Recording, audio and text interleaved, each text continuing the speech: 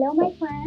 Hey. How are you? Thanks for coming. I'm honestly just like loving this outfit. I'm barely even looking at you. Thank you very much. I feel shy now.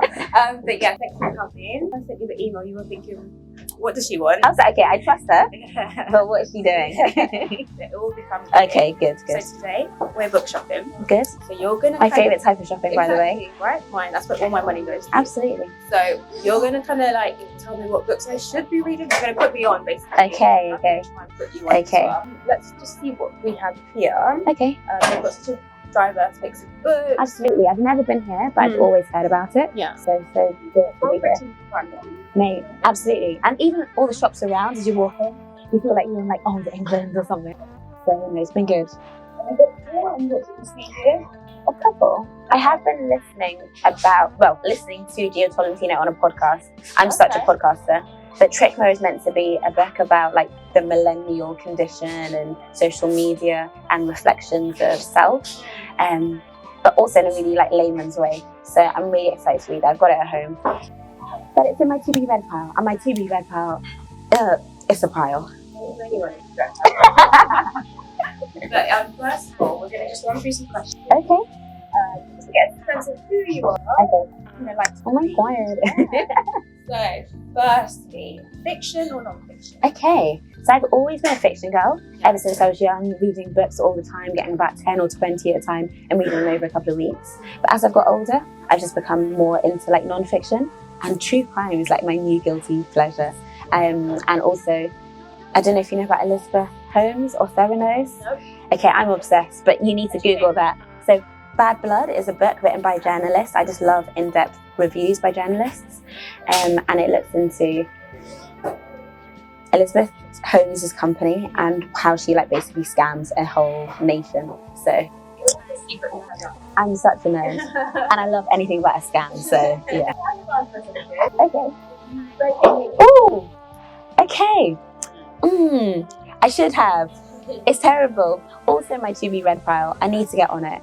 I started reading Margaret Atwood when everyone was like talking about Margaret Atwood, so like earlier on this year. And then Bernardine Evaristo obviously took us in and kept us in. So that is like literally my next book that I need to read. Do you like to shop online or come into a bookshop? You have to come into a bookshop. Online's obviously easy, but I think bookshops you have to support your local booksellers. I love little handwritten notes about books I should be reading. I love Zadie Smith, one of my all-time favourite authors. Have you not? This book I've read so many times on beauty. You have to read it. Okay. Let me grab it. Yay. That's fine. Okay. So, which book do I wish I had written? Okay. So this question for me sounds like who do I wish I was? Or who do I wish I was with? Okay. So I absolutely love Born a Crime. So Born a Crime by Trevor Noah. I think he's the coolest, dopest, most intelligent. I know, I was like liberal and forward-minded writer, one of the writers of our times. Great book, absolutely hilarious. Tells about like African stories as well. It just makes me laugh so much. And it's also the book I give to everyone if they haven't read for years and want to get back into reading. So really accessible for people. Yeah. I'm in love. Literally, I've been in love. It's terrible. It's terrible. Okay, that's me. What's your favourite book of all time? I'm so happy you asked me that question before because it was so hard to even think about it. But I absolutely love Memoirs of a Geisha by Arthur Golden. So, have you ever read it yourself? Movie. Okay, like the movie's beautiful. Yeah, and actually, what I think they captured in the movie was just how like beautiful the surroundings were and how much like technicality went into being a geisha. And Arthur Golden got that spot on. So I'd love to know a little bit about his story and how he, as a white man, could write from the perspective of a geisha woman. Great book. Really told to me, because one of my other questions was going to be, do you prefer to watch the movie of the book or the actual book? Oh my god, no, you have to read the book first. Yeah? I don't even think that's a question that people should be asking. Honestly, that hurt my heart. Absolutely. Okay, good.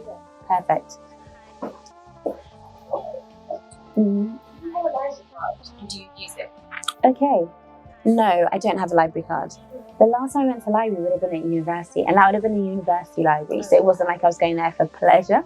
I must have been going there to like go read medicine and study some textbooks. But when I was younger, I used to use my library card all the time. I was so proud of it. I'd get my allocated 10 books. I'd read them over the week, like generally over the week, and then I'd go and get some new ones the next Saturday. So yeah, absolutely. Aww. And what ages were you going to the library at? Okay. Yeah, that was the time. Yeah. This is the fun you're gonna have. Yeah. You go to the library or stay at home? So jokes.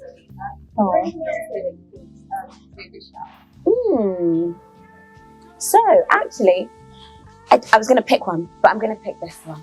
Lem Sisse, My Name Is Why. I absolutely loved reading this book. Lem Sisse, do you know him? Okay. Interesting. And was that about his earlier life, or? Yes. Yeah, he was a looked after child. I thought his story was really interesting, maybe because I usually work with children. I'm just like interested in their stories, what it really means to bring up a well child essentially. But Lem Sisse is so cool. He is also a poet, so he writes beautifully, but he somehow managed to get a stack of all the papers about him when he was a looked after child, and he's just almost annotated all of the documents that he got from the council, and it's mind-blowing the perceptions people had about him. But great guy. Yeah, absolutely. I love it. But I'm a doctor, lols. I do spend most of my time in like an A&E in North London somewhere. If I could be one author, meet one author. Ooh, that's such a hard question. And maybe to Amanda. I had to think about it. It has to be a woman, just because like I think women have such great insights about the world in a way that men just can't. No offense to Amanda, I just think she's so cool. Yeah. I absolutely love the fact that Chimamanda gave birth, had a whole toddler or young child before we even knew she was pregnant. I think she's just really? Yeah.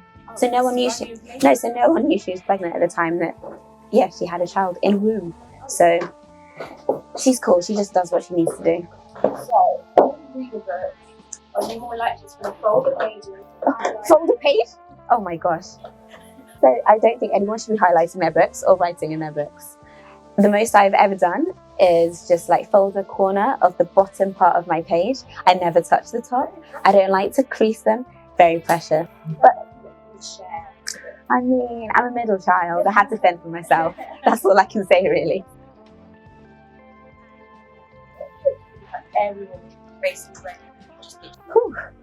Maybe this is like my Nigerian side, and also just people being more interested in like the diaspora and what it means to be like black and also magical.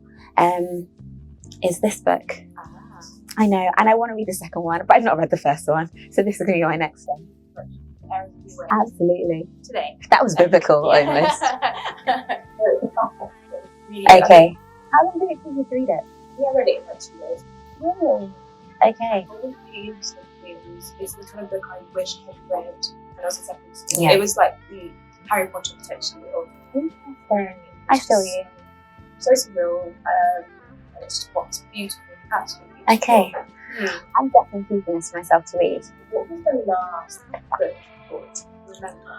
Yeah, because I read it just very recently, and we actually had an event that you didn't come to. It's okay.